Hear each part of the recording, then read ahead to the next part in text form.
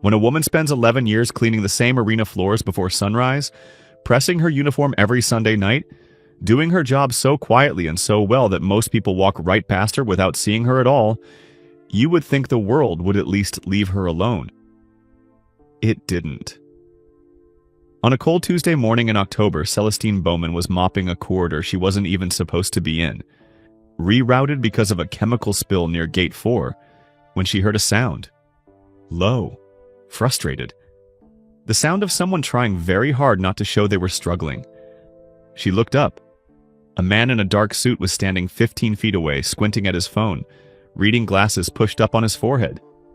And on the floor, right beside his shoe, was a folded piece of paper he hadn't noticed fall from his jacket pocket. Celestine set her mop in the bucket. She walked over. She picked up the paper. She held it out to him, and she did not look at what was written on it, because it was not hers to look at. The man glanced up. He looked at her hand. He looked at the paper. Then he looked at her face. "Thank you," he said. "You dropped it," she said simply. And she went back to her mop. She didn't ask for a photo. She didn't say his name. She didn't tell a single soul for the rest of her shift, because in her mind, nothing had happened. A man dropped something. She picked it up. She went back to work.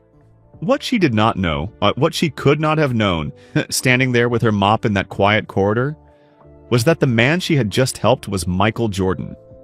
And she did not know that someone else had been watching the whole thing through a small square window in a fire door at the far end of the hall. By the very next morning, Celestine Bowman had lost her job. Fired, effective immediately, 2 weeks severance, 11 years of arriving before sunrise, 11 years of pressed uniforms and clean floors and doing everything right. Ended in a small HR office that smelled like old coffee because of 20 seconds of simple human decency. She walked to her car. She sat in it. She let the quiet tears fall. Not the loud kind, the kind that come when you have learned, over 53 years of living, that the world does not stop to watch you break. Then she drove home. She got out the legal pad. She wrote at the top of the page, "What to do now?" She did not know that 40 minutes before she even reached that parking lot, Michael Jordan had already come back to the arena. That he had already stopped a young staffer in the hallway. That he had already asked one very specific question about the woman with the silver hair and the navy uniform. And she did not know what was already moving toward her, fast and quiet and unstoppable, or that by this same time tomorrow, her entire life would never look the same again.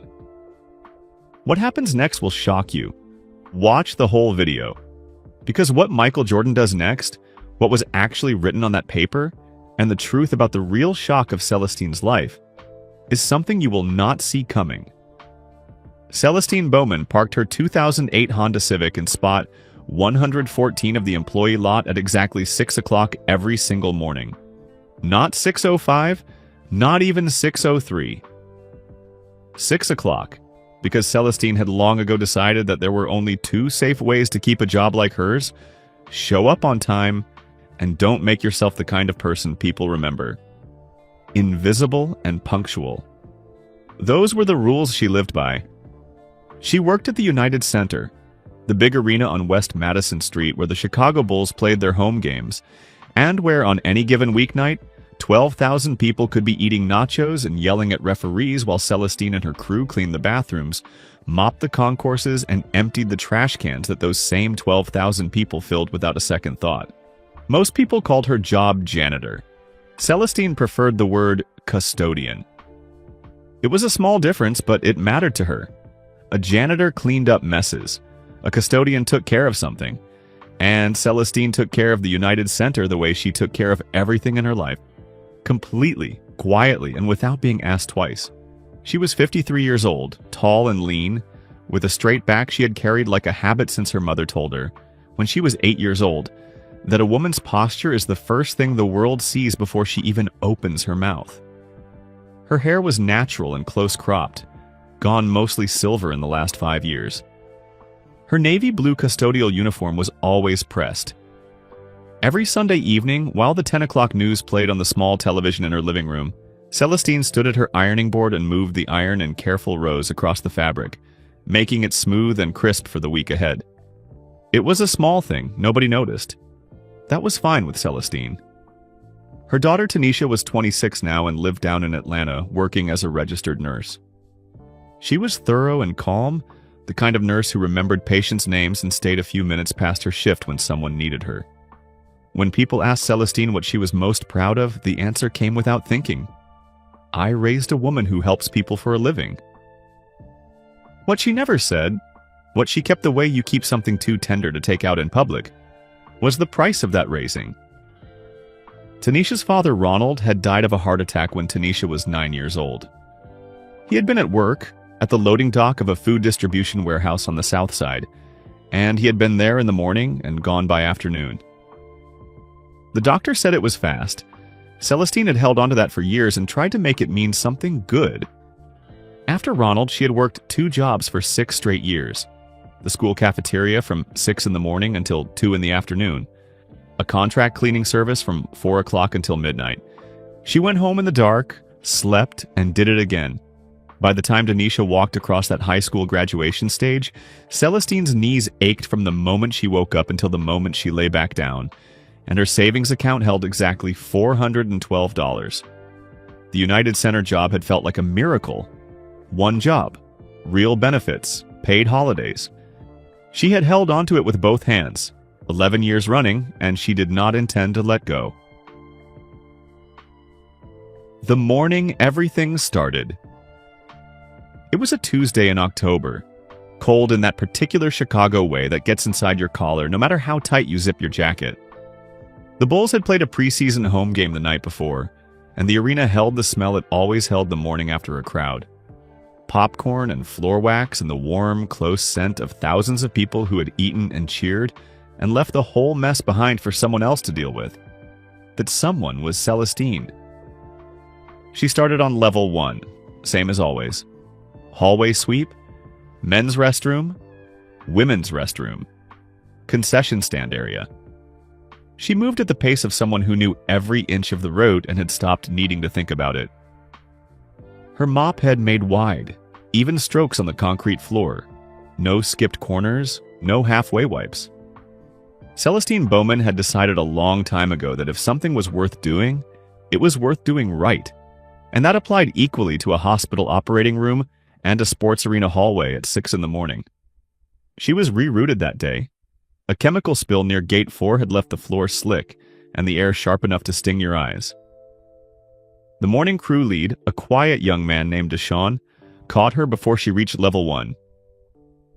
"Swing through B corridor instead," he said. "Just for this morning. I'll log the reroute." "That's fine," Celestine said. And she went. B corridor ran parallel to the players' entrance on the west side of the building. It was wider than the public hallways, always cooler, lit with the kind of bright, flat light that made everything look like it was under examination. Celestine had been down this hallway maybe a dozen times in 11 years, always for a reason, always briefly. She was halfway through it, mop bucket rolling ahead of her, when she heard the sound. It was low and private, not a word, not a groan, but the specific exhale of a person dealing with something frustrating and trying very hard not to show it. The sound of someone who did not want to be seen struggling. Celestine looked up. A man was standing about 15 feet away, near the door to the visiting locker room corridor. He wore a dark suit that fit him the way expensive suits fit people who are used to wearing them, like it had been built for his particular shoulders. He was staring at his phone, holding it at an odd angle, his reading glasses pushed up onto his forehead instead of on his face, squinting at the screen with the full force of his concentration. He had not noticed her. He was alone, which surprised her. Men with his kind of presence usually moved in a small orbit of other people. Assistance and security and someone always ready to hand them something. But it was early, and the corridor was quiet, and he was by himself. Celestine recognized him the same way you recognize the sun coming up. You do not work at the United Center for 11 years and fail to recognize Michael Jordan. She almost kept moving. It would have been the easy thing, the invisible thing, the thing she was good at. He hadn't seen her. She could keep her head down, finish the corridor, and be gone before he even knew she'd been there. But then she saw the paper. It was lying on the floor just beside his right shoe. Folded in thirds, the kind of folded paper that slides out of a jacket pocket when you pull your phone out too fast. He hadn't noticed it fall. He was too busy with whatever was on the screen, tilting the phone sideways now like that might help, pushing his glasses back down onto his nose. Celestine set her mop in the bucket. She crossed the corridor in 5 quiet steps. She bent down and picked up the paper. She held it out toward him. And she did not look at what was written on it, because it was not hers to look at. She just waited. He glanced up. He saw her hand. He saw the paper. Then he looked at her face. "Thank you," he said. 2 words. Quiet and direct. You could tell the difference after 53 years on this earth between a person who said thank you out of habit and a person who said it because they actually meant it. This was the second kind. "You dropped it," Celestine said simply. She went back to her mop. She did not ask for a photograph. She did not say his name out loud. She did not mention it to Deshawn when she passed him 10 minutes later, or to anyone else for the rest of the shift. There was nothing to mention. A man had dropped something. She had picked it up. She had gone back to work. That was all it was. She did not know that at the far end of B corridor, barely visible through the small square window of a fire door, a man named Gerald Pruitt had been standing with his arms crossed, watching, already deciding. She did not know what he was going to do with what he had seen, and she did not know that the folded piece of paper she had just handed back contained something that would matter very, very much. To her, to Michael Jordan, and to the future she couldn't yet imagine.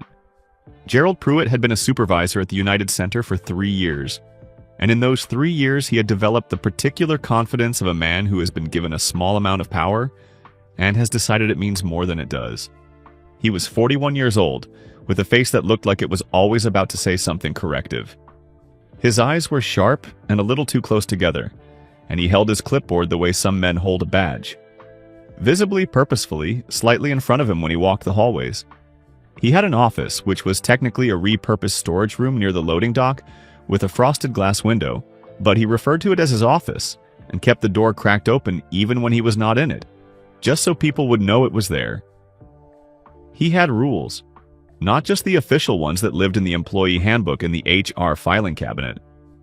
He had his own rules, unwritten, unposted, enforced entirely through the memory of having made an example of someone once before. Rule 1. Custodial staff do not interact with players, coaches, or celebrities unless spoken to first. Rule 2. Custodial staff do not leave their assigned areas without documented authorization. Rule 3. Custodial staff do not do anything that might make Gerald Pruitt look like he is not in control of his department. He did not phrase Rule 3 that way, even to himself.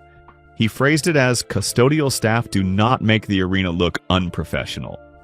When he saw Celestine Bowman cross B corridor and pick something up off the floor and hand it to Michael Jordan, Gerald Pruitt had watched the whole thing through the small square window of the fire door.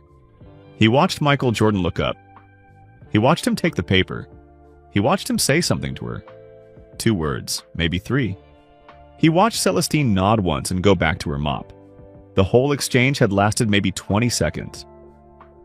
Gerald stood there for a long moment after it was over, his clipboard at his side. He told himself he was bothered because of protocol. He told himself it was about the rules, about the integrity of the VIP access zones, about the professional image of the arena's custodial operation. He did not tell himself the other thing.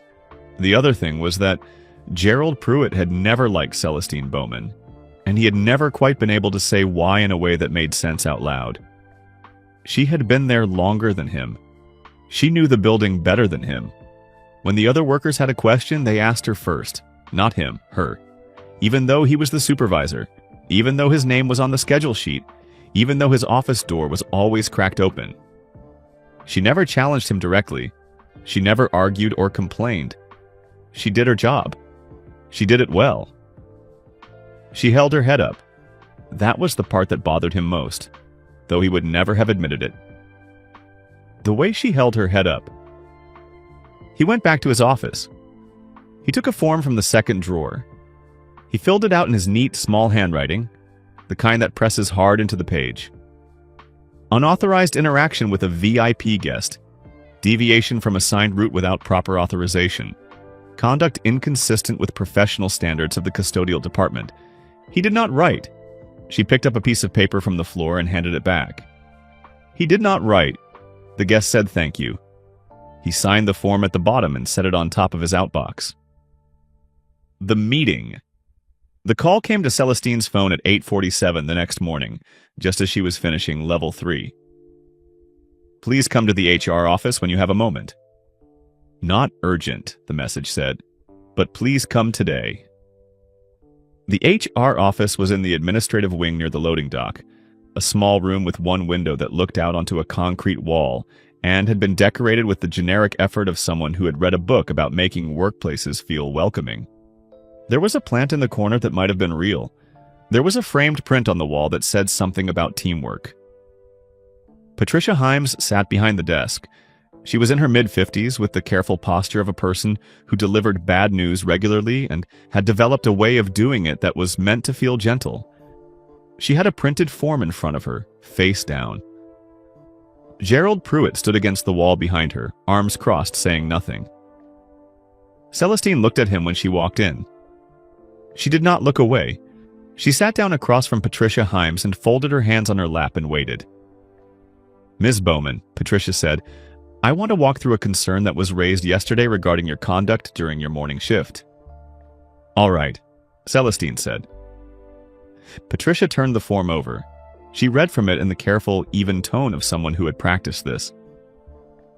It was reported that you were found in B Corridor, which is a VIP restricted access zone, and that you made unsolicited contact with a high-profile guest.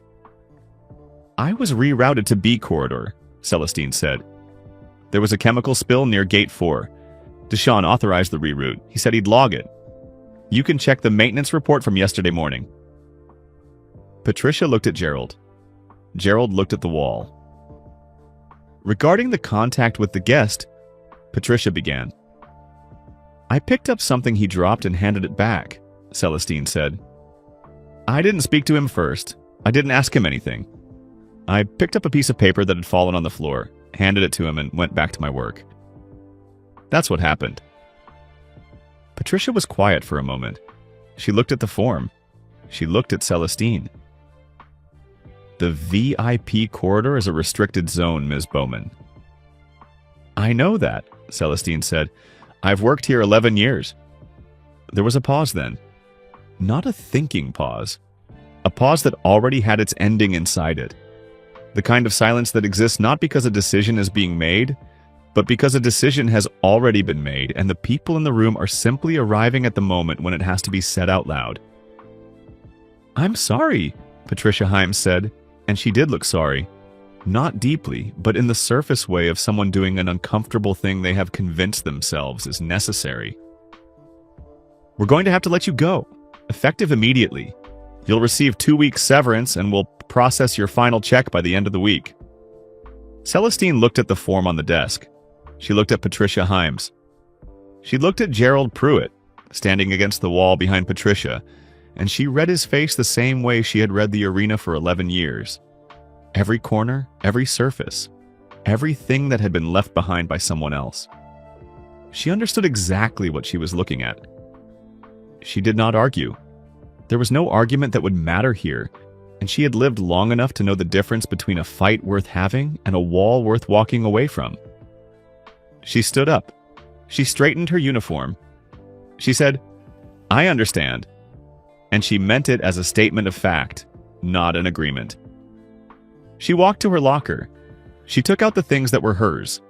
A photograph of Tanisha at her nursing school graduation, standing on a stage in her cap and gown with the biggest, most tired smile Celestine had ever seen on her daughter's face. A small bottle of shea butter lotion, a pocket-sized Bible with a cracked spine, and a ribbon bookmark on the 23rd Psalm. She put them in her bag. She closed the locker. She did not look back down the hallway. She walked to the parking lot. She got into her Honda Civic. She sat there with her hands in her lap and the engine off, staring at the concrete wall in front of her. and she let herself feel the full weight of what had just happened. The unfairness of it, the smallness of the reason, the 11 years that had just been folded up and handed back to her without ceremony. She felt it all the way through. Then she started the car. She drove home. She did not know that 40 minutes earlier, Michael Jordan had returned to the arena for a scheduled meeting and had asked a young arena staffer a very specific question about the woman with the silver hair and the navy uniform. To understand what happened next, you have to understand what was written on that folded piece of paper. It started the night before, in a hotel room on Michigan Avenue. Michael Jordan had a meeting at the United Center that Tuesday morning. A business meeting, the kind that filled his calendar the way they filled the calendars of men who have turned one career into several. By that October, he was not simply a retired basketball player, not simply a legend whose name got spoken in the same breath as words like greatest and ever. He was a businessman, a team owner, a man with a foundation and a brand and a schedule so packed that his personal assistant, a sharp and tireless woman named Drea Calloway, had learned years ago to print his daily agenda on a single folded sheet and place it in his jacket pocket every morning. One sheet. Everything on it, that was the system. The sheet for that Tuesday listed his morning meeting at the United Center, 2 phone calls, a lunch, and an afternoon appointment at an office downtown. Standard, manageable. At the top it said the date and the day and the weather forecast because Drea thought of everything. At the bottom, below the typed agenda, there was a handwritten note. Not from Drea, from Michael himself, added the night before in the margins of the sheet in his own hand. Slightly hurried, the letters leaning forward like they were in a rush. It said, Curtis, room 418, call before noon. Curtis was the name of a man Michael had known since they were both 7 years old on the same street in Wilmington, North Carolina. Curtis Mayfield Webb. Not the singer, just a boy from the same neighborhood who had grown up to be a middle school science teacher and who was currently, without much fanfare and without telling many people, receiving chemotherapy treatment at Northwestern Memorial Hospital for a cancer that his doctors said was serious but catchable if they moved fast enough. Curtis had called Michael 3 weeks before with the news. He had delivered it the way he delivered most difficult things. Carefully, with context, the way a good teacher explains something hard. He was not dramatic about it. He just told Michael the facts, and then he said he didn't want a lot of fuss. And Michael had said he understood, and they had both known that Michael did not fully understand, because you don't, not until something like that lands on someone you've known your whole life. Michael had written Curtis's room number on the agenda sheet so he wouldn't forget to call. He had folded the sheet and put it in his jacket pocket that morning, and somewhere in B corridor, when he pulled out his phone to deal with a message that couldn't wait, the sheet had slipped free. He had not noticed it fall, and then a woman in a navy uniform had picked it up and held it out to him without looking at it. That last part, the not looking, was the part Michael kept thinking about. He had watched her eyes. She had not glanced down at the page, had not tilted it toward herself, had not done the very human, very understandable thing of letting curiosity win for just 1 second. She had simply bent down, picked up something that wasn't hers, and given it back.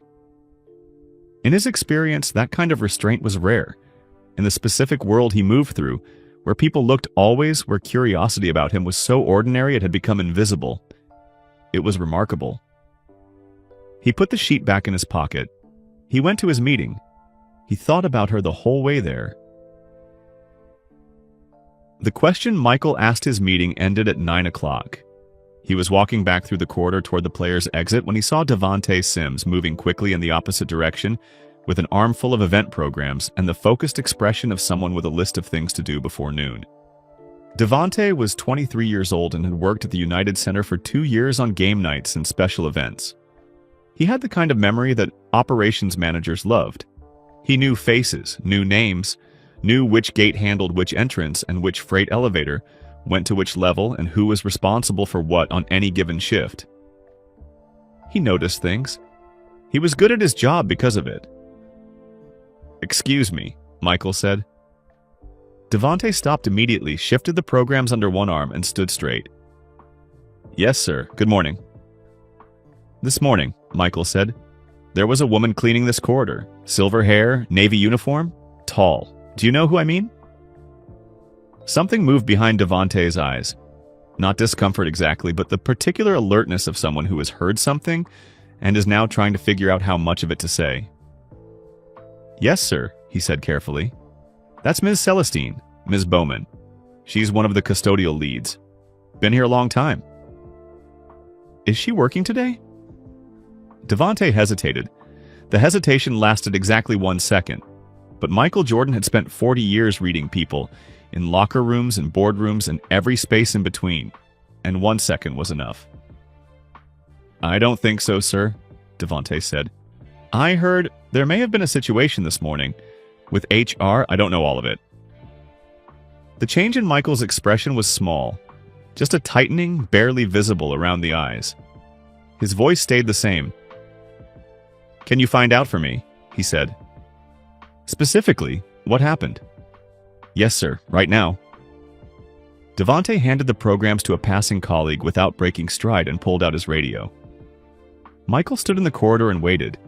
He looked at the place on the floor where the paper had fallen. He looked at the spot where she had stood with her mop. He thought about Curtis's room number written in his own handwriting, and about how close that piece of paper had come to being read by someone who had every reason to be curious about what was written on it, and about the fact that she hadn't been. Devante came back in 7 minutes. "She was let go this morning," he said. He kept his voice neutral, but Celestine had been there twice as long as Devante had been alive, and neutral was costing him something. "Effective immediately." "What was the reason given?" "Unauthorized interaction with a VIP, that's what the form says." Michael was quiet for a moment, a long moment. "Get me the arena director," he said. "Please." "Yes, sir."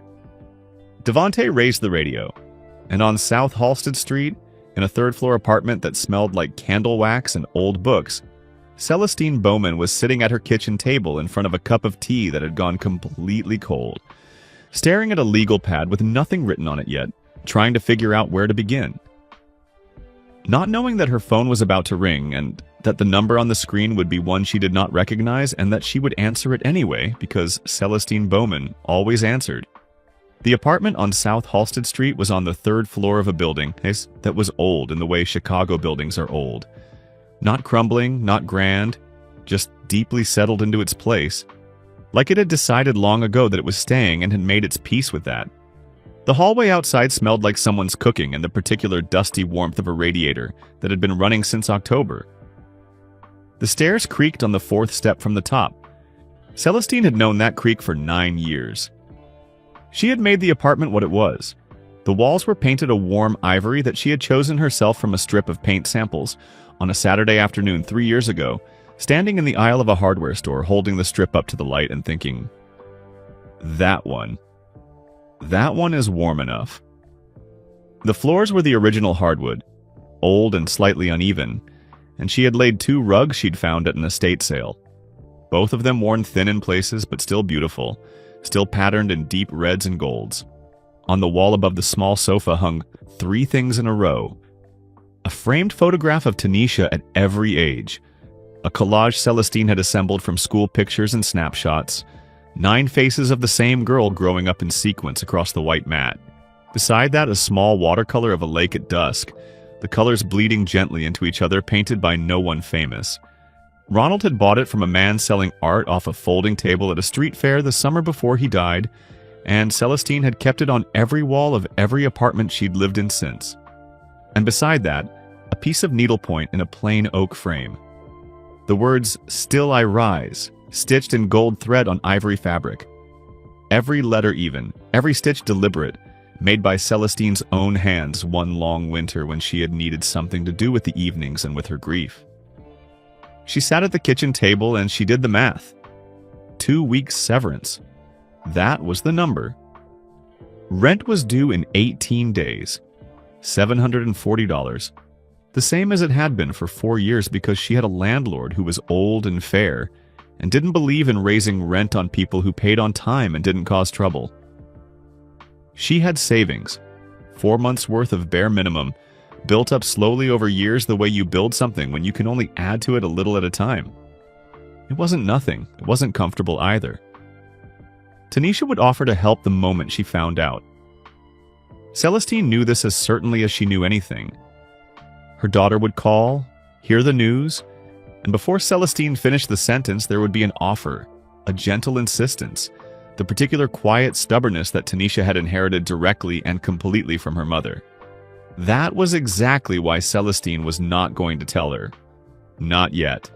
Not until she had a plan, because Celestine did not ask for help until she had first tried everything she could try herself. That was not pride. That was how she was built. She was not a woman who sat inside a problem. She was a woman who made lists.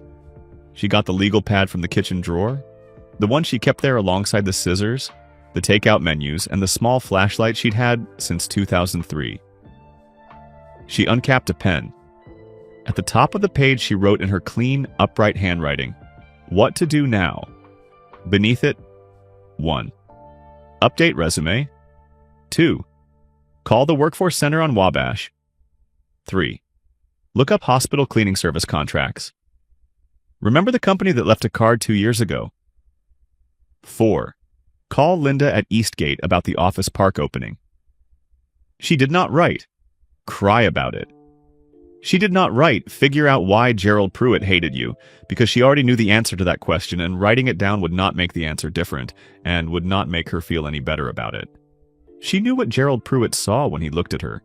She had known it for 2 years, since the day he walked into that first staff meeting and swept his eyes around the room, and landed on her and moved on too quickly, the way people do when they've already made a decision before they've shaken your hand. She was on item 3, scrolling back through an old email to find the name of the cleaning company that had reached out to her 18 months ago, when her phone buzzed on the table. A 312 number. Chicago. She didn't recognize it. She almost let it go. She was in the middle of something. She was making her list. She was doing what she did, moving forward, not sitting still. But the habit was too deep. 26 years of being the person who answered, who showed up, who was always reachable. It lived in her hands before her mind could argue. She picked up. "Hello? Good morning. Is this Ms. Celestine Bowman?" A woman's voice. Brisk, warm, efficient. The voice of someone who made calls like this regularly and was good at it. "It is," Celestine said. "Ms. Bowman, my name is Drea Calloway. I'm personal assistant to Michael Jordan. He's asked me to reach out to you directly. He'd like to request a meeting, if you're available and willing. He says it is important." The legal pad slid off the edge of the table. Celestine looked at the wall. She looked at Ronald's watercolor. She looked at the words, "Still I rise above the sofa." Then she bent down and picked up the legal pad, set it back on the table, and smoothed a crease in it that was not there. "I'm sorry," she said, and her voice was very steady, which she was grateful for. "Could you say that again from the beginning?" Drea repeated it. All of it, in the same clean, unhurried way. Celestine was quiet for a moment after she finished. "When?" she said. "Tomorrow morning, if that works for you, 10 o'clock. He's happy to come to you if that's more convenient."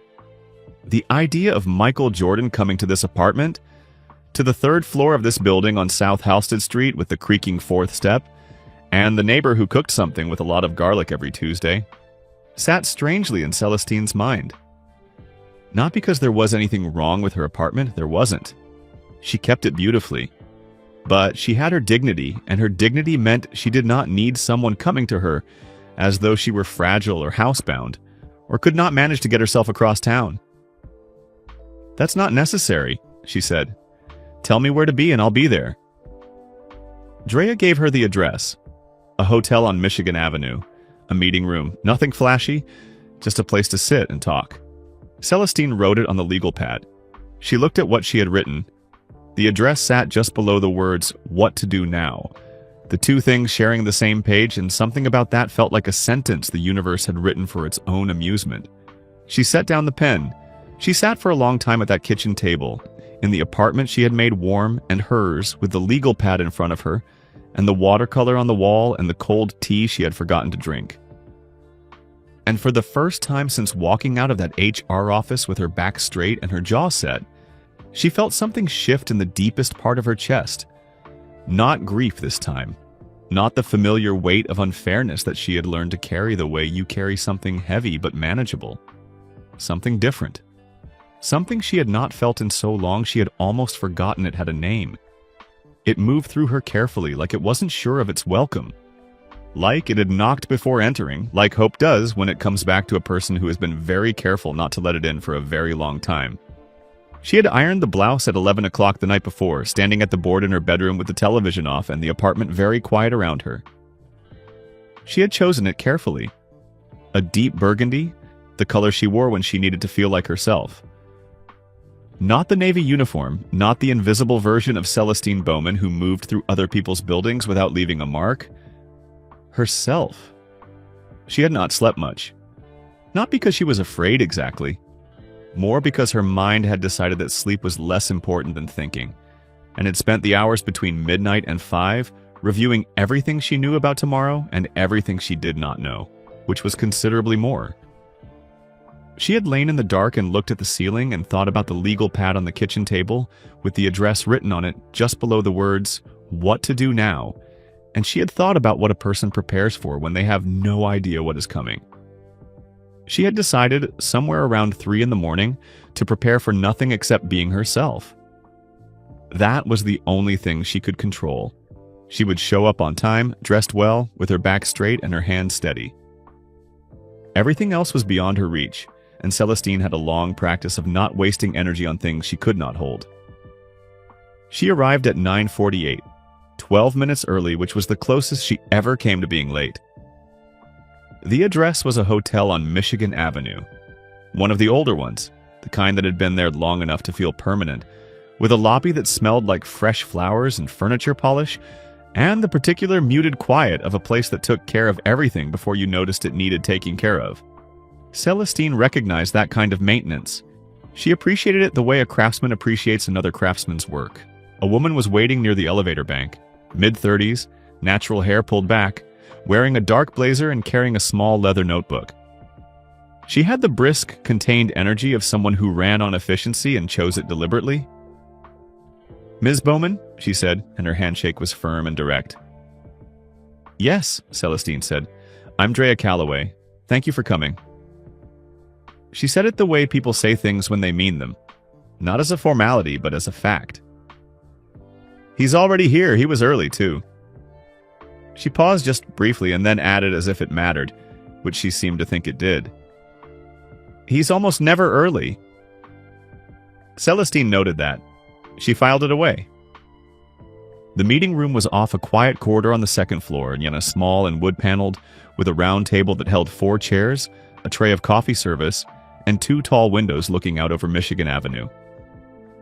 The lake was visible in the far distance, gray and wide and indifferent the way Lake Michigan is in November. Michael Jordan was sitting at the table when she walked in.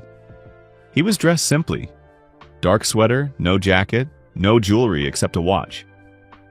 He stood when she came through the door. He was taller than she had registered in the corridor, or perhaps it was just different, seeing him in a room of this size rather than a wide hallway. He had the particular quality of presence that certain people carry. Not loudness, not performance, but a kind of density, as though he occupied space more fully than most. "Ms. Bowman," he said. "Thank you for coming." "Thank you for asking," she said. They sat down across from each other. Drea set a cup of coffee in front of each of them, pulled the door closed softly behind her, and was gone. What he said for a moment, neither of them spoke. Outside the windows, Michigan Avenue moved through its morning. Taxis, pedestrians, a delivery truck pulling away from a loading zone. The city doing what the city always did, entirely unconcerned with what was happening in this room. "I heard what happened yesterday," Michael said. His voice was the same as it had been in the corridor. Quiet, direct, no gap between what he meant and what he said. "I want to be clear about something first. What was done to you was not acceptable. You did not do anything wrong. You picked up something I dropped, You handed it back, and you went back to your work. That's all that happened. You were doing your job well, and because of that, you lost it. Celestine looked at him steadily. It's done, she said. It doesn't have to be, he said. The arena director reversed the termination yesterday afternoon. Your job is there if you want it back. The supervisor who filed the report is currently under review by HR and by arena management. That process is ongoing. Celestine was quiet. She looked down at her hands on the table, then back up at him. I appreciate that, she said carefully. Genuinely. But I want to make sure I understand something. You did all of that because you did the right thing, he said. Twice over. He leaned forward slightly, both forearms on the table. The first time was when you picked up the paper without looking at what was on it. The second was when you handed it back and walked away like it was the most ordinary thing in the world. You didn't make a moment of it. You didn't make anything of it at all. You just helped and went back to work. He paused. That's rare. In my experience, that is genuinely rare. She nodded slowly. I wouldn't have looked at it, she said. It wasn't mine. Whatever was on it wasn't mine to see.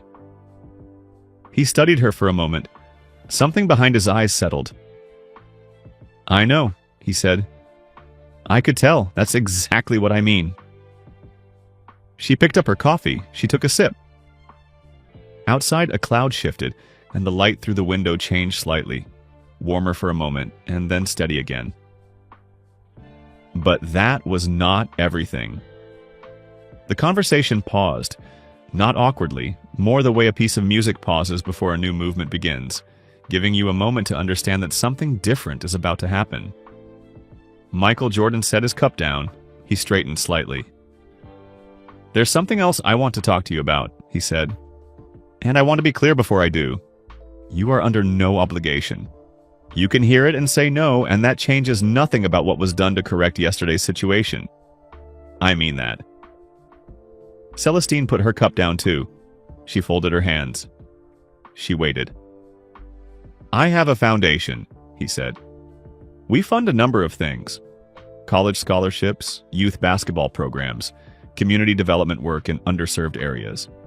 But one of the programs we run is specifically for working adults who have spent their careers in essential service work and who have never had access to the resources to build something of their own.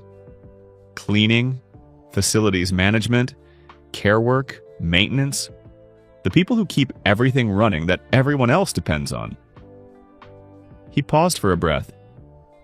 The program provides small business training, a startup grant, mentorship from people who have built businesses in similar industries, and ongoing support for the first 2 years of operation. He said the number then, the dollar amount of the grant. Celestine heard it. She kept her face still. Inside her chest, something moved that she had not given permission to move. We have a current application cycle, Michael said, but I would like to submit your name as a direct referral, which means it bypasses the standard queue and goes to full review immediately. You would still go through the evaluation process. I'm not in the business of handing people things, but I'd like you to have a real shot at it. He looked at her directly. You've spent 11 years taking care of someone else's building. It seems to me that it's time somebody gave you a real shot at building something that belongs to you. Celestine Bowman had walked into this room with her back straight and her breathing even and the absolute intention of remaining composed through whatever was said here, because she was 53 years old and she had been through things that required composure, and she knew how to do it. She felt her eyes fill, not overflow, just fill. The way a glass fills when you pour carefully, right up to the very edge, held there by something thin and insistent. She blinked once. The tears stayed where they were. She did not look away from him. Why? She said. The word came out smaller than she intended. Michael Jordan's voice was quiet. Because the work you do matters, he said. And because the person doing it matters. And because what happened to you yesterday was wrong, and a reversal of that decision is the floor, not the ceiling. He held her gaze. "It's time somebody helped you build your own," he said. She opened her mouth. She closed it. She turned her head and looked out the tall window at Michigan Avenue, at the pewter November sky stretched over Chicago, at the rooftops and the lake and the long gray distance of a city she had spent 30 years cleaning and serving and surviving. And she thought, without quite meaning to, "I have been here this whole time. All of this time, I have been right here." And something in her chest, something old and carefully folded, something she had pressed flat and put away so many years ago that she had almost forgotten its shape, began, with the slowness of something that has waited a very long time, to open. The winter after Ronald died was the longest winter of Celestine Bowman's life. Not because of the cold, though. January that year had been the kind of bitter that makes Chicago feel personal about it, as though the wind coming off the lake has decided to make an argument directly with you. Not because of the grief alone, though the grief was large and total, and arrived in waves that did not follow a schedule. It was long because of the particular cruelty of being 31 years old and widowed, and the sole parent of a 9-year-old girl, and having to keep moving, keep cooking, keep working, keep explaining to Tanisha in the language a 9-year-old needs that her father was gone, and the world was still here, and they were going to be all right, while carrying something inside that was very far from all right. It was in that winter that Celestine had seen the flyer. It was taped to a bulletin board at the community center on 53rd Street, where she sometimes went on Saturday mornings to use the treadmill when the weather made walking outside unreasonable. The flyer was printed on yellow paper, and it said, in plain block letters, "Starting a small cleaning business. An 8-week course for working adults. Tuesday evenings, free. Taught by Mrs. Gloria Tate, retired owner of Tate Commercial Services, 22 years in operation." Celestine stood at that bulletin board for a long time. She did not have Tuesday evenings free. She had a daughter to feed and put to bed, and a second job that ran until midnight 3 nights a week. She had knees that hurt and a savings account that was a source of anxiety rather than comfort, and a mind that was still learning, slowly and painfully, how to plan a future that looked nothing like the one she'd expected. She signed up anyway. She arranged for her neighbor, Mrs. Aldridge, to sit with Tanisha on Tuesday nights. She rearranged her cleaning service shifts so she started later those evenings. She showed up the first Tuesday in February to a room in the community center basement that smelled like floor wax and the paperback book someone had donated to a shelf in the corner. And she sat in the front row because that was where she sat, and she got out a brand new notebook and she listened. Mrs. Gloria Tate was a small woman in her 60s with close-cropped white hair and the direct, unhurried manner of someone who had spent 2 decades running a business by herself and had learned that the only time you wasted was the time you spent being vague. She taught from experience. Every lesson came with a story, a number, a specific piece of advice that had been earned through a specific mistake. Celestine filled 2 notebooks over those 8 weeks. Front to back, her handwriting getting tighter and more urgent as the course went on, as though she were trying to capture everything before it got away from her. She went home after each session and sat at the kitchen table while Tanisha slept, and transferred her notes into a spreadsheet on the old family desktop computer. Startup costs broken down line by line, projected revenue at different staffing levels, what it would cost to buy supplies wholesale versus retail, what a single commercial contract was worth annually if you kept it for 3 years.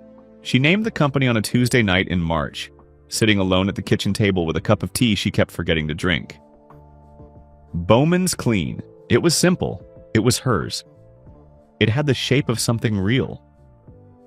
Then April came, and with it a car repair that ate $400, and a note home from Tanisha's school about a field trip that cost $35, and a heating bill that had no business being what it was for a month that was supposed to be spring. Celestine did the math she was always doing. The numbers said, not yet. The numbers said, maybe later.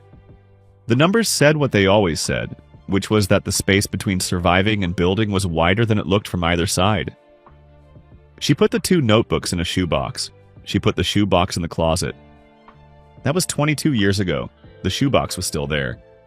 She had moved it from one apartment to the next, carried it through 2 address changes and a broken lease, and the move to South Halsted Street, always putting it on the same shelf in the same position in whatever closet she had. She had never opened it again, but she had never thrown it away. You do not throw away the thing you are not finished with, even if you have not touched it in 22 years. Even if you have nearly forgotten what your own handwriting looked like when you were 31 and hungry for something and stupid enough to hope. Telling Tanisha she called her daughter at 9:15 that evening, sitting at the kitchen table in the same chair she had sat in for the last 36 hours.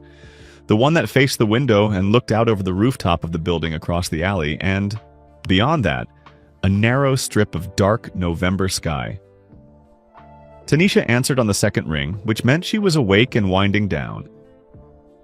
In the background, Celestine could hear the faint sound of something playing on a television, and the specific quality of quiet that surrounds a person who has had a long shift and is now horizontal on a sofa, letting their body remember what still feels like. "Mama." Tanisha's voice had the soft, alert quality it always had when she heard her mother.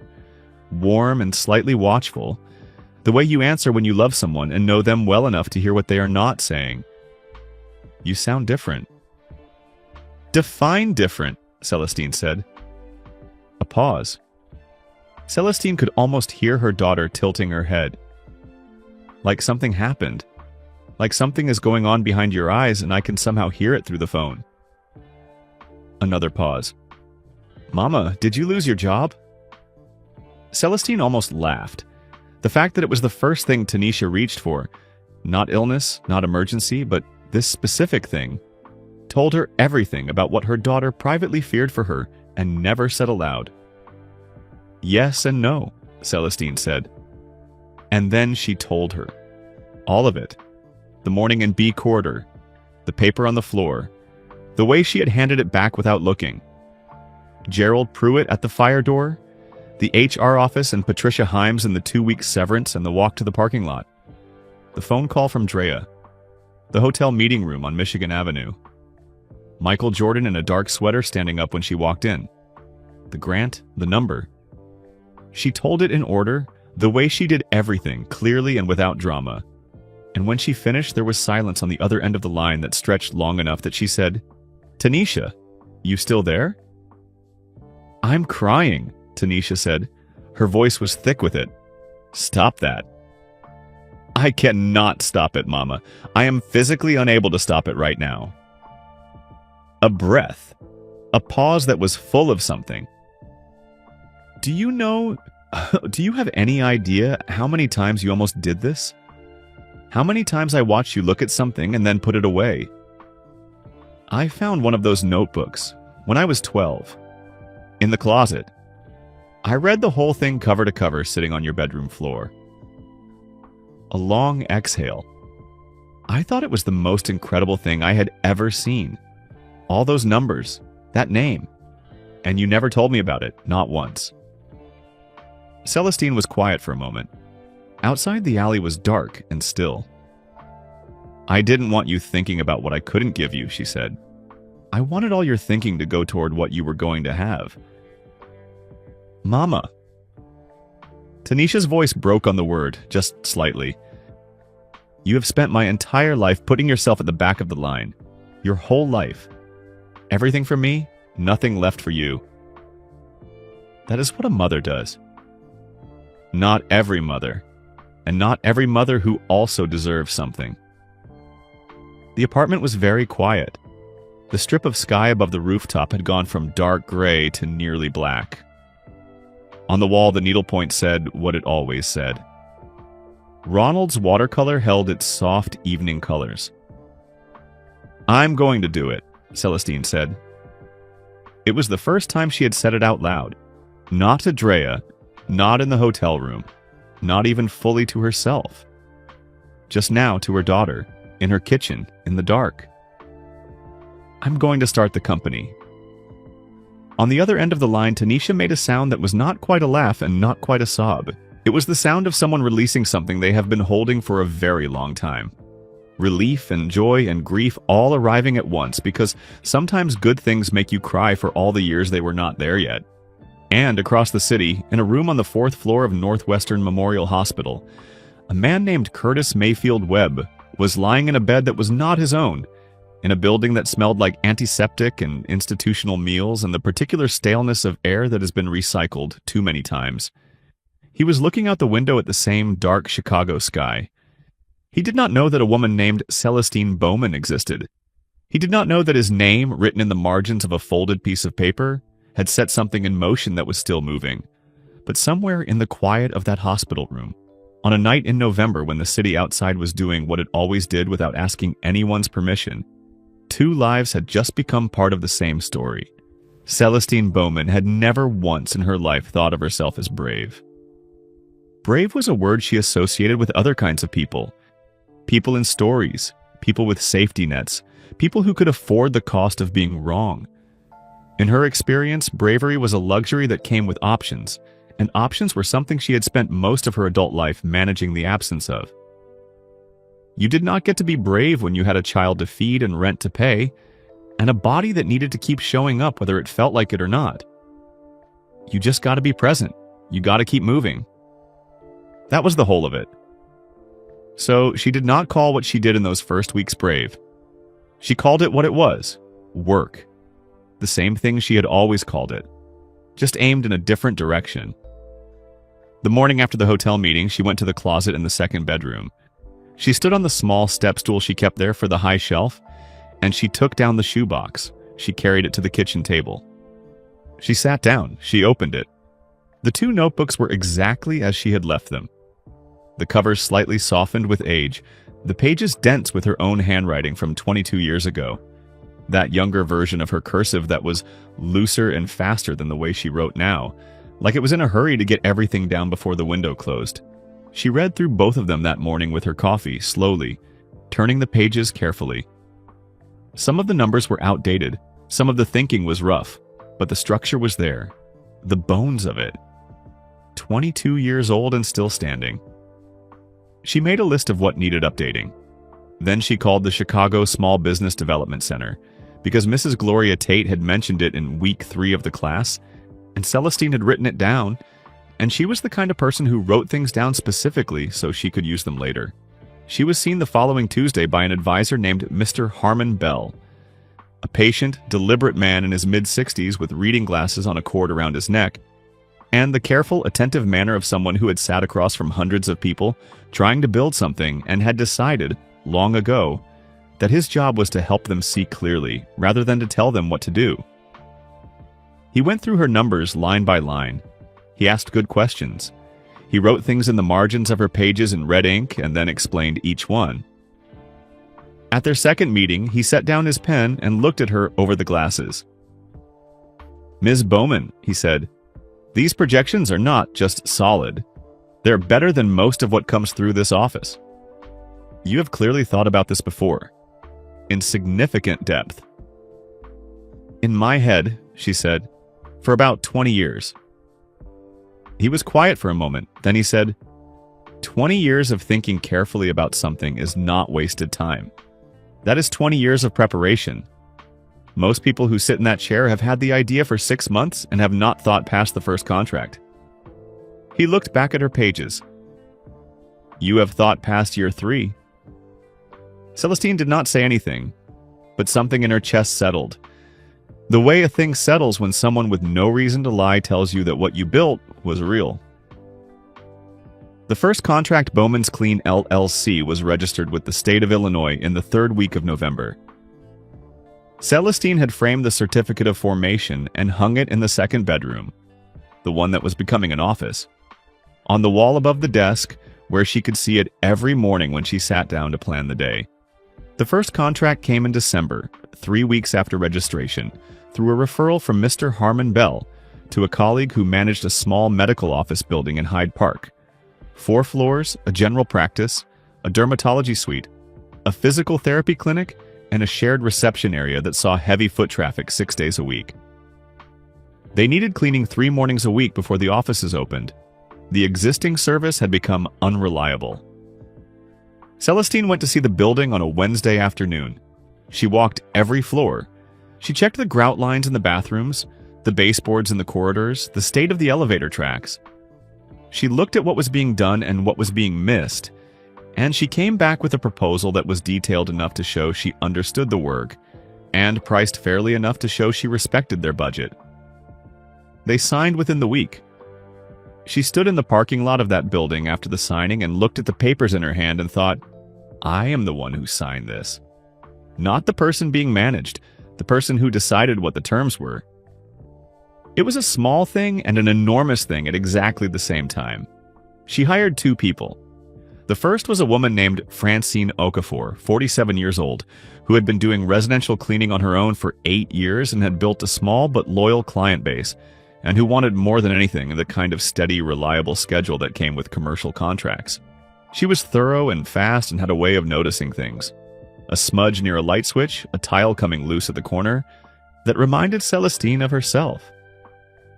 The second was a young man named Marcus, 21 years old, Tanisha's second cousin on her father's side, who had been working 2 part-time jobs and looking for something with more hours and more consistency.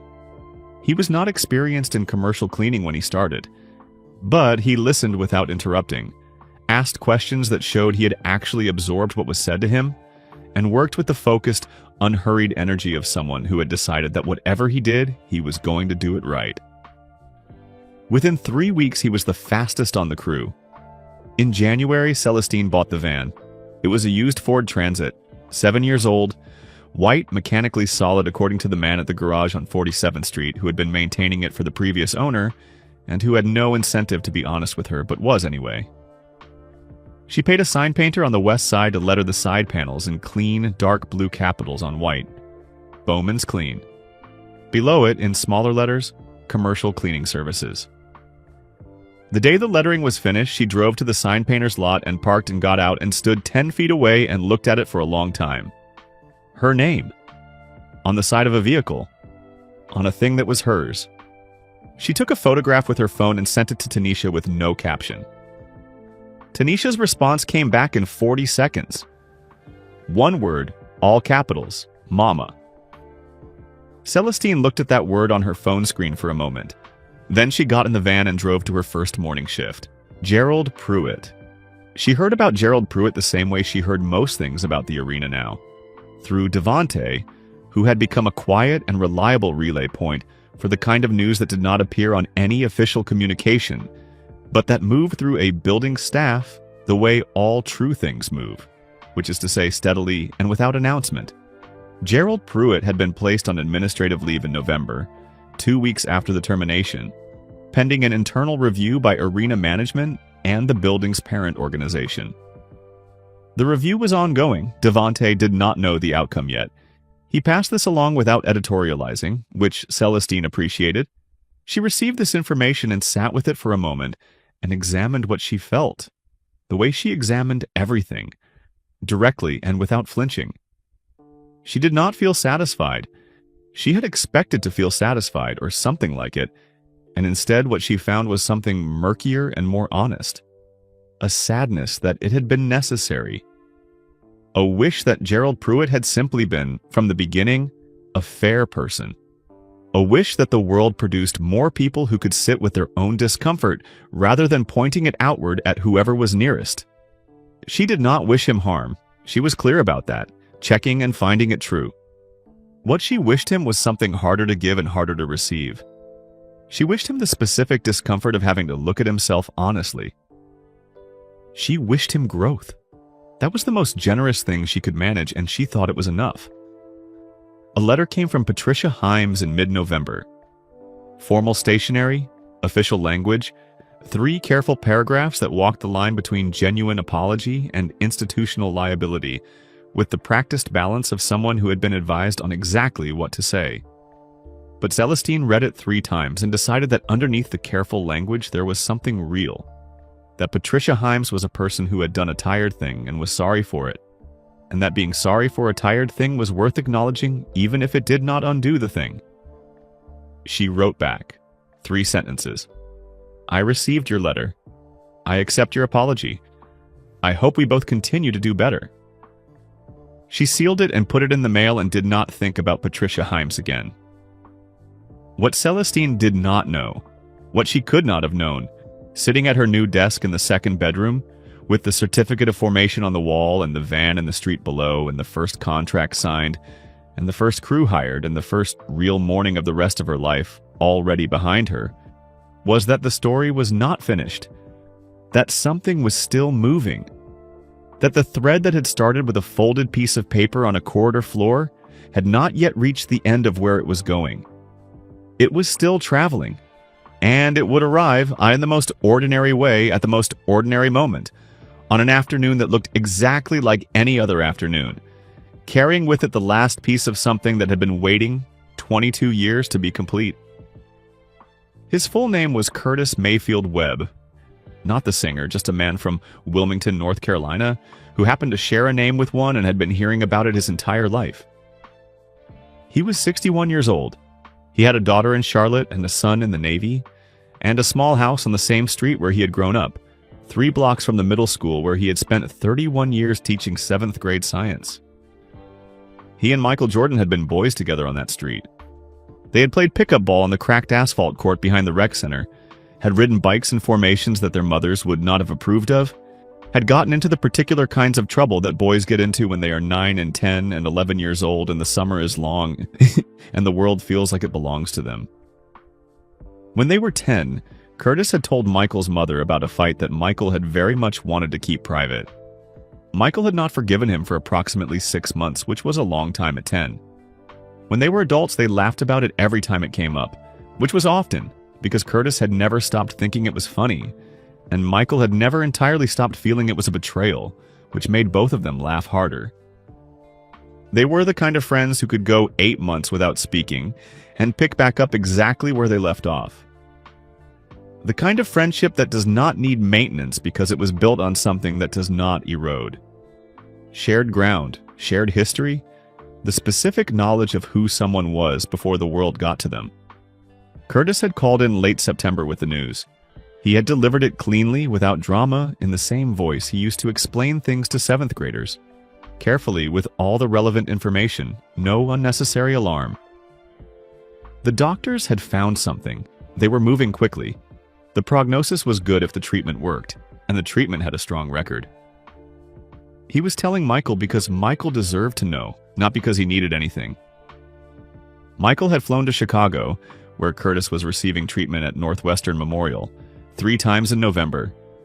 He brought food from a place Curtis liked and sat in the chair beside the bed, and they talked the way they always talked, which was about everything and nothing in particular, which was the same thing.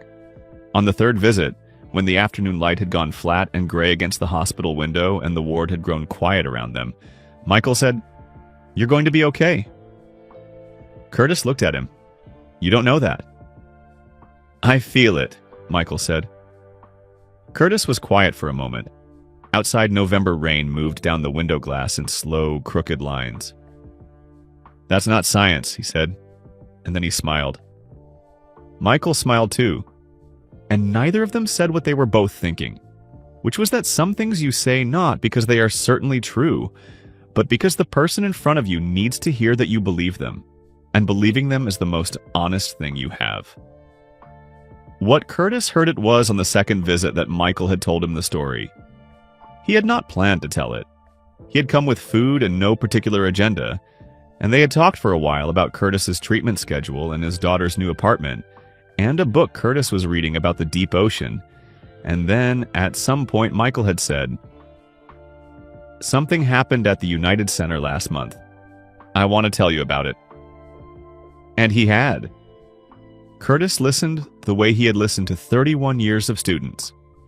Completely without interrupting, his eyes on Michael's face but his attention somewhere deeper, following the shape of what was being said rather than just the words. He asked 2 questions during the telling, both of them precise, both of them about things that mattered. When Michael finished, Curtis was quiet for a long moment. "She didn't look at it," he said. Not a question exactly. More like a man reading something back to himself to make sure he had heard it correctly. "She didn't look at it," Michael said. Another silence. The rain ticked against the glass. Somewhere down the ward, a cart moved past the door with its particular hospital sound. Wheels and metal. the soft clatter of things being carried from one place to another. "My name was on that paper," Curtis said. "Yes." "My name and my room number." He looked at his hands on the blanket, and she handed it back without looking. "Like it was a pen she'd found on the floor," Michael said. "Like there was no question about what to do with something that wasn't hers." Curtis turned this over carefully. That was how he thought about things. He turned them over, examined each side, put them back down in the light. "That kind of person is rare," he said finally. "Not because people are bad, but because curiosity is powerful and most people don't have a value that runs deeper than it. She had one. That's not ordinary." He paused. "I would like to meet her." "I can arrange that," Michael said. "When you're feeling up to it." "Not when I'm feeling up to it," Curtis said. His voice was calm but certain. The voice of a man who had been spending time recently with the particular clarity that illness brings, the sharpening of what matters and what does not. "Soon, while I still have the energy to appreciate what it means to meet someone who turns out to be exactly who they should be." Michael looked at him. "I'll make some calls," he said. A letter he wrote it on a Thursday afternoon in late November, sitting up in the hospital bed with the adjustable table pulled across his lap, and a sheet of plain white paper from the notepad his daughter had left on his last visit. He used a pen with blue ink. He wrote slowly, which was not his usual way. Normally his handwriting moved at the pace of his thinking, which was fast. But this letter he wrote carefully because it mattered to get it right. He had thought about what to say for several days before he said it. He was a precise man with language. 31 years of written feedback on student lab reports had made him allergic to vagueness, and he did not want to write something that landed wrong. He did not want to be sentimental in a way that made the woman uncomfortable. He did not want to be formal in a way that felt cold. He wanted to say something true, and saying something true requires knowing first exactly what the truth is. What he landed on was this. He was not thanking her for protecting his privacy. She had not known there was privacy to protect. She had simply behaved according to a principle that things belonging to other people are not yours to examine. And that principle had, as a consequence, protected something real. But the principle came first. The protection was incidental, and it was the principle he wanted to honor. He wrote that he had been a teacher for 31 years, that the single thing he had spent those years trying to give his students, more than any content, more than any formula or fact, was exactly what she had demonstrated in that corridor.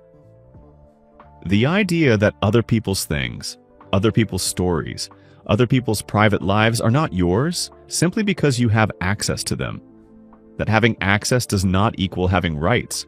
That the right response to something that is not yours is to give it back. He wrote that when Michael told him what had happened, what she had done, and then what had been done to her because of it, and then what followed, he had cried. Not because he was sick, though he was. Not out of self-pity, which he was working hard to avoid, but because sometimes the world confirms, in a small and quiet and specific way, that the things you spent your life believing in and working toward and trying to pass on are actually real, are actually out there, living in actual people, showing up in actual corridors at 6 in the morning. He signed it, Curtis Webb, room 418, Northwestern Memorial. He folded it into thirds and gave it to the nurse to mail. It arrived in Celestine's mailbox on a Wednesday. She opened it standing in the downstairs hallway of her building, still in her coat. She read it once, quickly. Then she went upstairs to her kitchen table and sat down and read it again, slowly.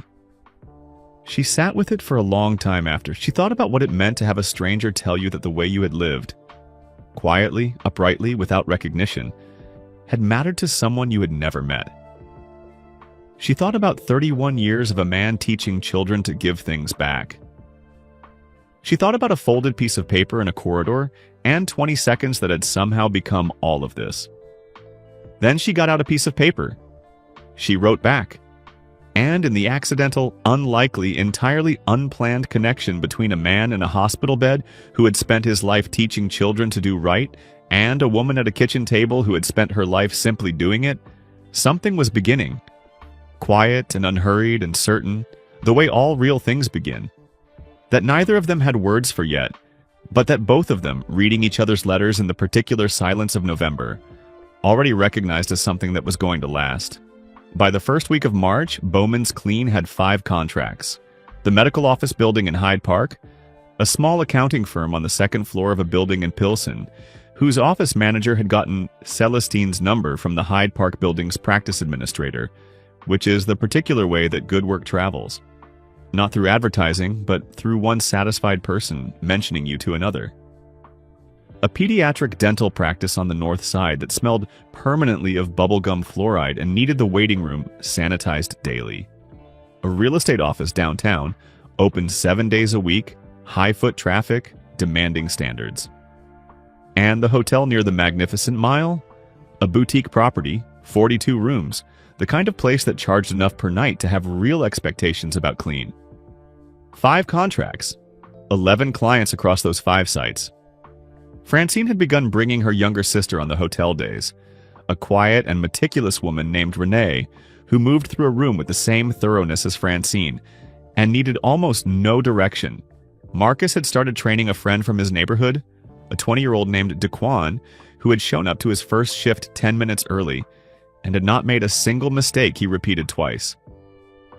Celestine had also hired an accountant. This was the thing that felt most unreal to her.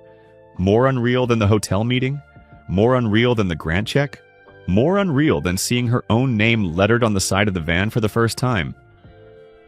An accountant.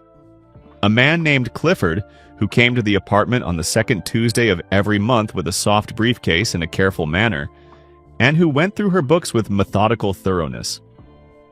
The fact that she needed an accountant meant she was running something complicated enough to require one. She thought about that sometimes, sitting across from Clifford while he made notes in his precise handwriting. I am running something complicated enough to require an accountant. She had not yet said it aloud, but she thought it regularly. She still woke at 6 o'clock every morning. The body does not unlearn 23 years of a schedule simply because the schedule has changed. But now the morning looked different. She made coffee. She sat at the kitchen table with the clipboard and went through the day's assignments.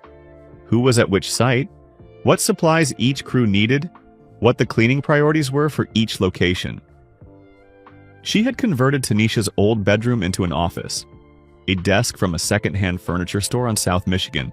A forest green filing cabinet she had refinished herself over 2 evenings. A whiteboard mounted above the desk on which she wrote the week's contracts in blue marker every Sunday night, the same night she used to iron her uniform. In the lower right corner of the whiteboard, in letters small enough that a visitor would have to stand close to read them, she had written 4 words. What would Gloria Tate do? It was a private question, a private compass. Mrs. Gloria Tate had sold her company and moved to Phoenix and was presumably warm and comfortable and not thinking about Celestine Bowman at all. But she had given Celestine 8 Tuesday evenings and 2 notebooks full of hard-won knowledge, and the least Celestine could do was keep asking. The call from Drea. The second call from Drea Calloway came on a Tuesday morning in early March, while Celestine was at the Hyde Park site reviewing the month supply order. She stepped into the corridor to take it, clipboard tucked under one arm. Drea's voice carried the same brisk warmth it had in October. She asked how the business was going. Celestine said it was going well. Drea said she was glad to hear it, and then she said the reason for the call. Mr. Jordan would like another meeting, this time with someone else joining them. Celestine asked who. His friend Curtis, Drea said. Mr. Webb. The one who had been in the hospital. He was doing well. Treatment progressing, doctors encouraged. He had asked specifically to meet her in person. Mr. Jordan felt the 3 of them should be in the same room together. Celestine was quiet for a moment. She was thinking about the 2 letters folded in the top drawer of her desk at home. The first one she had read standing in her coat in the downstairs hallway, and the second, which arrived 2 weeks later, shorter and more personal, which had made her sit very still at her kitchen table for a long time after she finished it. She had written back to both. The correspondence had become a small, steady thing. Two people getting to know each other across paper. "I know who Curtis is," she said. She heard the small shift in Drea's voice, a warmth that had not been there the moment before. "I thought you might," Drea said. Celestine asked why Mr. Jordan wanted the three of them together. Not from suspicion, she had none left regarding his intentions, but because she was a woman who liked to understand the shape of a thing before she walked into it. Drea said he preferred to explain in person, but she was asked to pass along that it was a good reason. Celestine stood in the medical corridor she had cleaned 3 times a week for 4 months and looked at the baseboard she kept immaculate. "Tell me when and where," she said. The meeting. The Foundation offices were on the north side. Modern, purposeful, unshowy. The kind of space that says the people inside have channeled their resources into the work rather than into demonstrating they had resources. The receptionist greeted Celestine by name. She was offered coffee. She accepted. Curtis was already in the meeting room when she was shown in, seated at a round table near the window with a cup of tea held in both hands. He was thinner than she had pictured from his letters. The treatment had taken something visible from him, but his eyes were exactly as she had expected. Alert, warm, paying the specific kind of attention that belongs to people who have spent their lives in rooms full of other people and have learned that paying attention is the most useful thing you can offer. He stood when she walked in, slowly, with care, but fully upright. They shook hands. "I feel like I know you," he said. His voice was exactly what his letters had sounded like in her head. Unhurried, precise, with warmth underneath it that did not announce itself. "I feel the same," she said, and she meant it entirely because 2 letters written with real care will do that. They will make strangers into something that is already most of the way to friends. They sat and talked for a few minutes, easily the way people talk, when the harder work of knowing each other has already been done, and the conversation is simply filling in the physical details, the height and the voice, and the way a person holds a cup. Michael Jordan came in 2 minutes later. He sat across from them both and looked at the two of them at the table with an expression that was quiet and settled. The expression of someone who arranged something with reason to believe it would go well and can see that it has.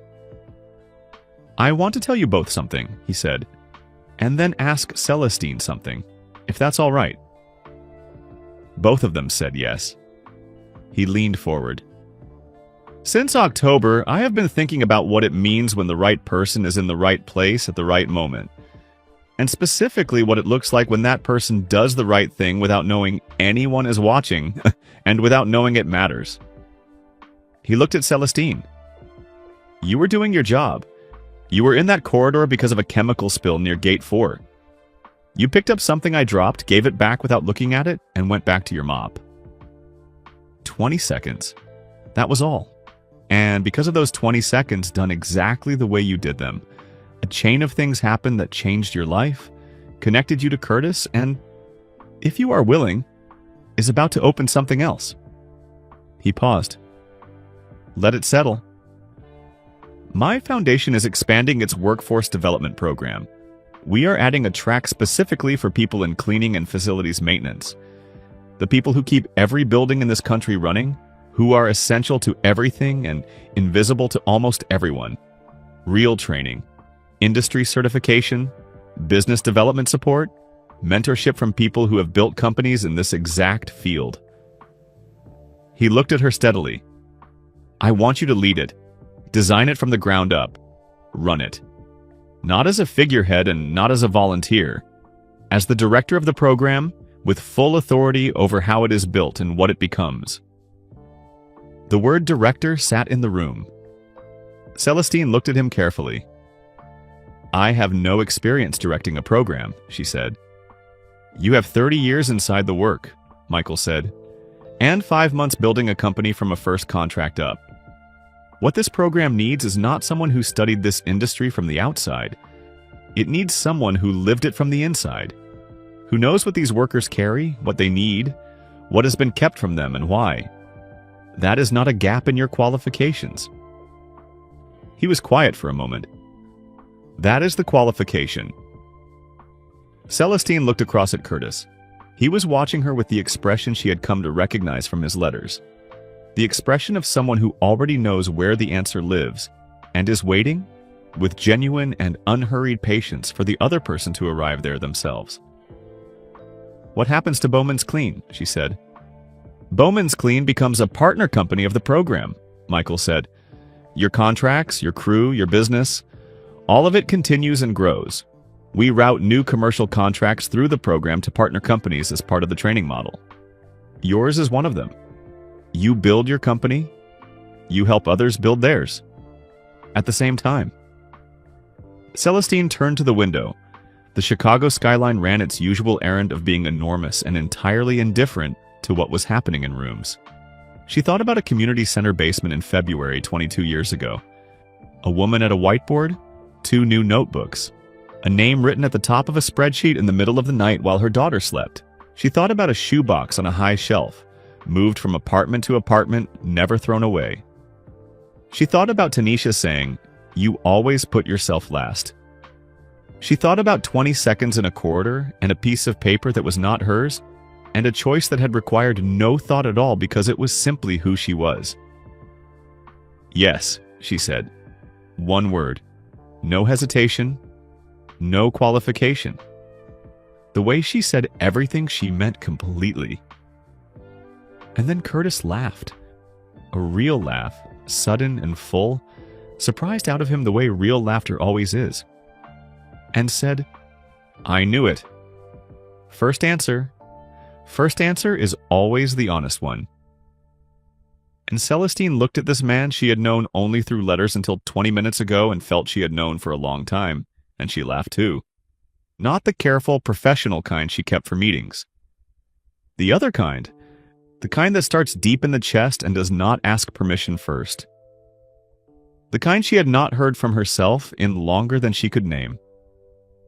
And across the table, Michael Jordan watched the two of them and said nothing at all, because some moments arrive complete and require nothing added to them.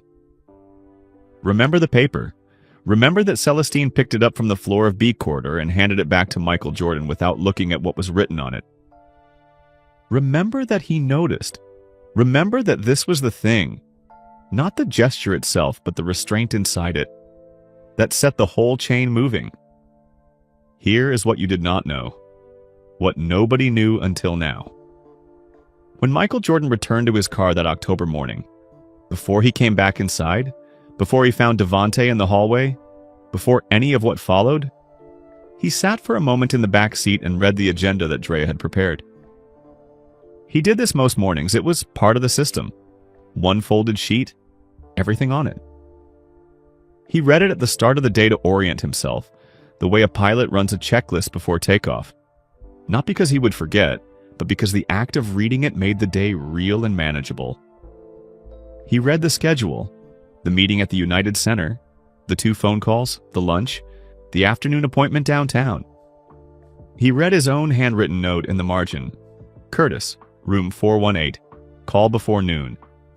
And then, at the very bottom of the page below everything else, he read something Drea had typed in a font slightly smaller than the rest.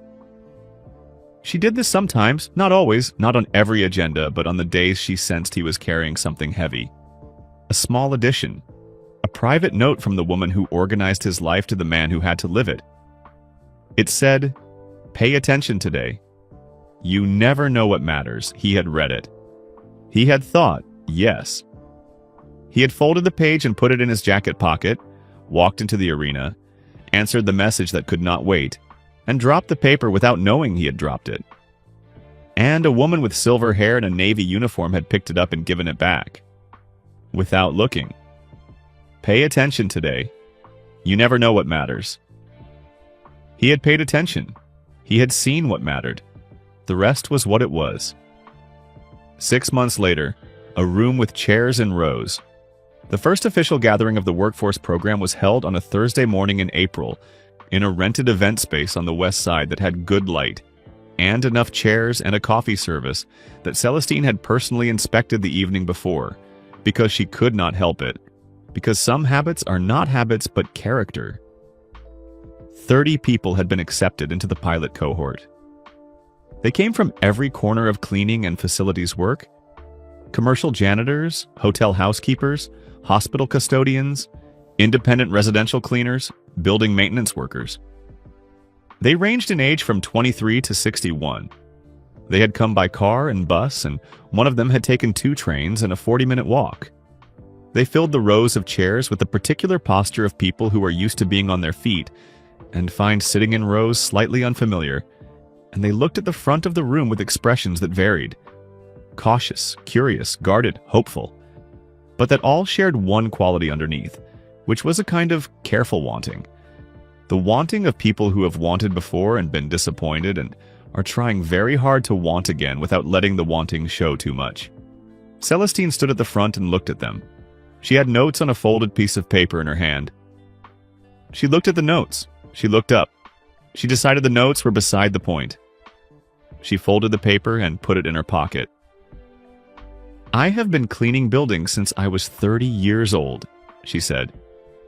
Her voice was even and clear, the voice of a woman who did not need to perform anything because she was not performing. She was simply saying true things. "I was good at it. I want to be clear about that, and I want to be clear about something else at the same time. There is no shame in that work. There is no shame in any work done well. I do not stand here because I was rescued from cleaning buildings. I stand here because cleaning buildings was what I did with care and skill for a long time, and that time was not wasted, and every day of it counts." She paused.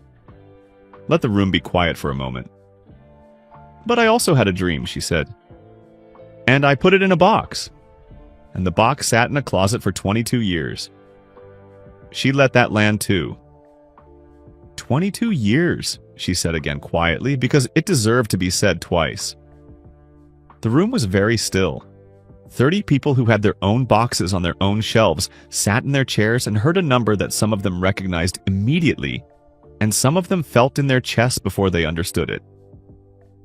"You are here," Celestine said, "because someone believed you deserve a chance to open the box. Not when you are younger. Not when things are easier or more convenient or better arranged. Now. Whatever age you arrived at today, whatever year this is for you, whatever you have been through or set aside or carried alone to get yourself into this room. Now." She looked across the rows of faces. "That is the only time there ever is." She looked to her left. Curtis was in the second row, seated straight despite the fact that the treatment still tired him, wearing a dark jacket and the expression he wore when he was paying full attention, which was always. He gave her a small, single nod. She looked to the back of the room.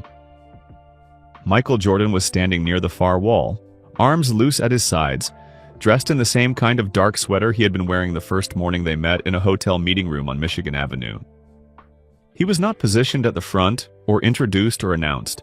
He was simply present, the way people are present when they mean the thing they say and do not need credit for it.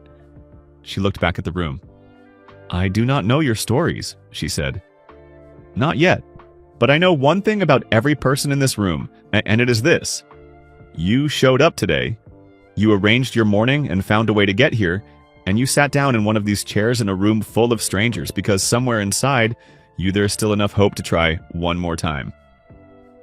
She paused. "In my experience, that is not a small thing. In my experience, that is the hardest thing there is. And you did it. You are already doing it. Right now." The cliffhanger, fully revealed. The event ran for 2 hours. There were presentations, introductions, a panel of 2 graduates from earlier foundation programs who spoke plainly and specifically about what the process had required of them and what it had given back. People asked questions. The questions were good, practical, direct. The questions of people who have been disappointed before and need to understand the structure of a thing before they trust it. Afterward, as the formal portion ended and the room softened into clusters of conversation and a second round of coffee, a woman made her way towards Celestine from across the room. She was in her late 40s, She moved with the slightly deliberate care of someone whose body had logged a lot of years of physical work. Not broken, not slow, but carrying its history in the way it moved. She wore a jacket that was clean and pressed but too light for the April morning. The kind of jacket a person wears when they own it. And it is the best they have, and the weather has not cooperated. Her eyes were tired in the way that takes years to accumulate. Her hands, when she reached Celestine, were the hands of someone who had cleaned things for a long time. She stopped a few feet away. "I need to ask you something," she said. Her voice was low, careful, the voice of a person assembling courage. "Go ahead," Celestine said. The woman looked at her for a moment. Then she said, "Is this real?" She said it simply, without aggression, without accusation. Just the plain question of someone who needed to know. Because I have been in situations before, programs, workshops, things that were supposed to help, and it turned out that nobody was actually there. The door was open, but there was nothing behind it. And I cannot... She stopped. She looked at the floor briefly, then back up. I cannot put myself through that again. I cannot build myself back up from that again. So I need to know. Is this real? Celestine looked at her for a long moment. She thought about a parking lot in October. She thought about sitting in a cold Honda Civic with the engine off, staring at a concrete wall, feeling the full weight of being fired for picking up a piece of paper. She thought about the quiet tears, the kind that fall when you have learned the world does not stop to watch. She thought about a legal pad with "What to do now" written at the top in her own handwriting, and the moment she had almost not answered a phone call from a number she did not recognize. She thought about what it had cost to hope again, after hoping had stopped feeling safe. "I am going to ask you something first," Celestine said. The woman waited. "What is in your box?" A small crease appeared between the woman's brows. "My box." "The dream," Celestine said. "The thing you put away. Everybody in this room has one. You heard me say it. So I am asking you directly. What is yours?" The woman was quiet for longer than expected. Not a hesitation. More like she was going somewhere to retrieve something that had been stored in a place she had not opened in a long time. The silence was careful. Private. Then, in a voice that was lower than her speaking voice and slightly rougher at the edges, the way voices get when they are carrying something that has not been said aloud in years. "I always wanted to run an elder care facility. A real one. Not the kind you see where nobody has enough time for anybody and the floors smell and the people feel forgotten. A clean one, a good one, where the workers are paid fairly and the residents are actually known. Yeah, their names, their histories, what they liked before they got old." She paused. "I enrolled in a program once. I was going to get my certification. Then my mother got sick and I had to stop and I never went back." Another pause. "That was 11 years ago." Celestine nodded slowly. She looked at this woman, the tired eyes, the too light jacket, the hands that had cleaned other people's spaces for decades, the voice that had just said out loud for the first time in 11 years, a thing it had been carrying alone. "That," Celestine said, "is exactly why you are here." The woman's breath caught. Not dramatically, just slightly, just enough. A small, involuntary intake of air that happens when something hits the place where hope was stored and finds it is not as empty as expected.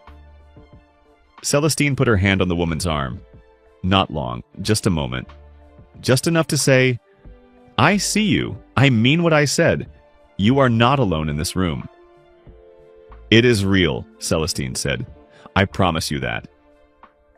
The woman's name, she would learn later, was Wanda. What the cliffhanger was always about the story began with a question. The title made a promise. A black janitor is fired for helping Michael Jordan. Next day, she gets the shock of her life. If you have been reading carefully, you may have assumed the shock was the grant, or the meeting in the hotel room, or the offer to lead the foundation program. And those things were shocking, in the specific way that unexpected good things are shocking when you have spent a long time building your life around not expecting them. They arrived and they were real and they changed everything. But they were not the shock. The shock was something quieter. Something that did not arrive in a hotel meeting room or over a phone call from a woman named Drea. It arrived slowly, over months. And it arrived most completely in a room with 30 chairs and 30 people who had come because they still had enough hope left to try one more time. Here is what it was. Celestine Bowman had spent 30 years, more than half her life, believing, without quite deciding to believe it, that what she did not matter. Not in the large sense that things matter in stories and speeches. She cleaned floors. She pressed her uniform. She mopped corridors that other people walked through on their way to places that were more important than the corridor. She had been invisible in the way that essential things are invisible. Present everywhere, noticed by almost no one, depended upon by everyone. She had decided, without quite deciding it, that invisible was what she was. The shock was discovering that was wrong. Not wrong because her work turned out to have been seen by a famous person all along. Not wrong in the way of a hidden camera reveal, or a secret admirer, or a twist that reframes the past into something more glamorous than it was. Wrong in a plainer, harder, more personal way. She had picked up a piece of paper and handed it back because that was who she was. There was no audience for that choice. There was no calculation. There was only a woman who had built, over 53 years of invisible mornings, a self so consistently decent that decency had stopped being a decision and become simply a reflex. She did not look at the paper because the paper was not hers. She did not make anything of the moment because the moment did not belong to her. She did not tell anyone because there was nothing to tell. That was all. That was everything. The shock was not what Michael Jordan gave her.